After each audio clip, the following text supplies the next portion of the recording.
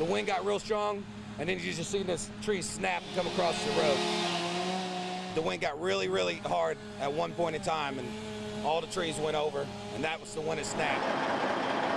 Jonathan Salvo was one of the hundreds of drivers stuck in traffic after a huge oak tree crashed onto Highway 61 around 5 o'clock.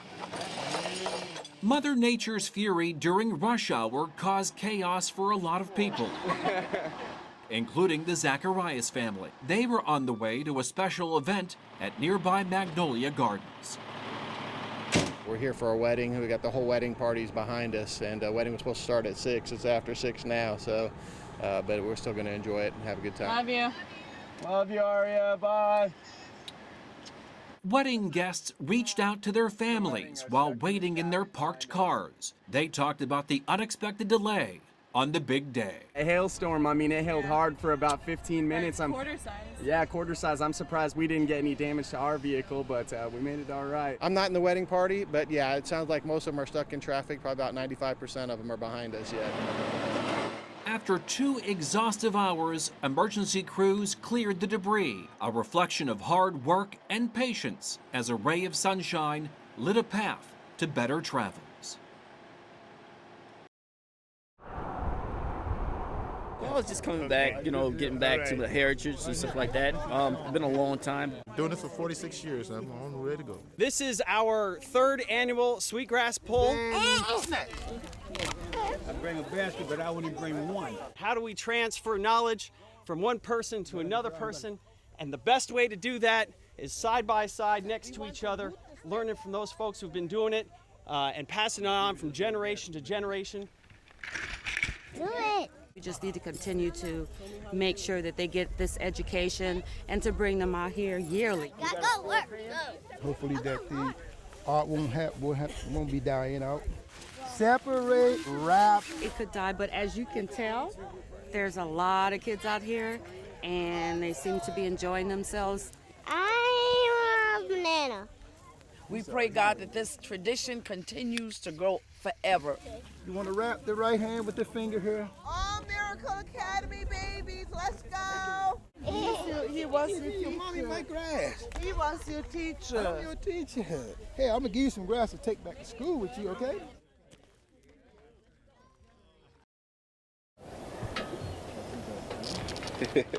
I thought 50 pounds, you know, still lying. We are honored that today we get to share those resources with the wounded warriors and the veterans that have helped make this nation great. Probably about 10 minutes of preparation once you get on site.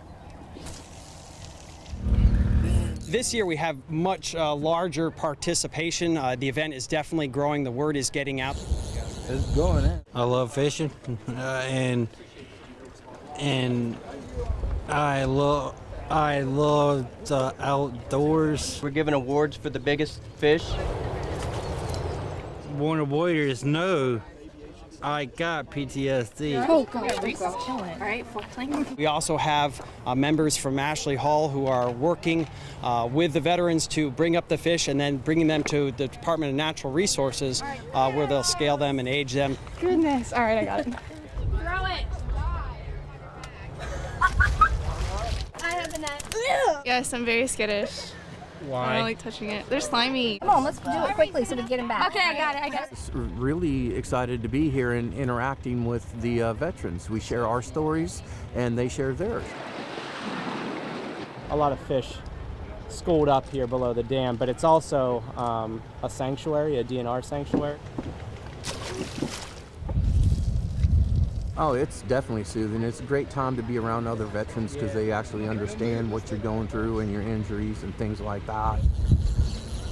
Doesn't fully say thank you, but you know, it's a start, and they seem to enjoy themselves, so you know, that makes us happy. Elton John once said, "Music has a healing power."